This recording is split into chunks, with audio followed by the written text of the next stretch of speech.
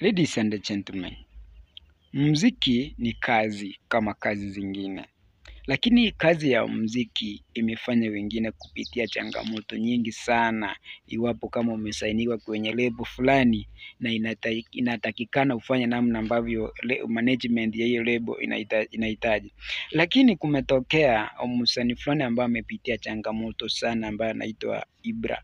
Ibra kila mtu anamfahamu. Ibra amepitia changamoto nyingi sana kwenye muziki.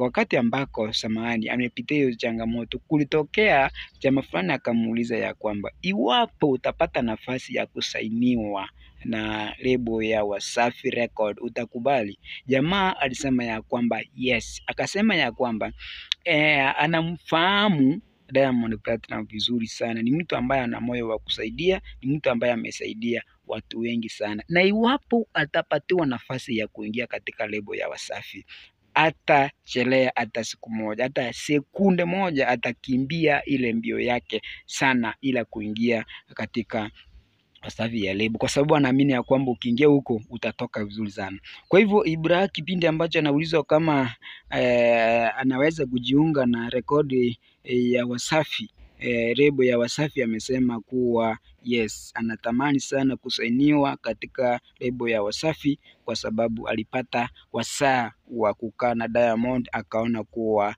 ana moyo wa kusaidia sana, namna ambavyo amesaidia wasanii wengi ambao wanafanya vizuri kwa sasa. Na ila anasema ya kwamba ukipitia mikono ya Diamond Platinum utakuwa msanii ambaye unasifika, unafanya kazi zako nzuri sana. Kwa hivyo akasema ya kwamba ikitokea nafasi ya kusainiwa katika lebo ya Wasafi Record, yeye atakimbia na atatembea. Langu jina ni Maskini Msomi na hii ni Maskini Msomi TV.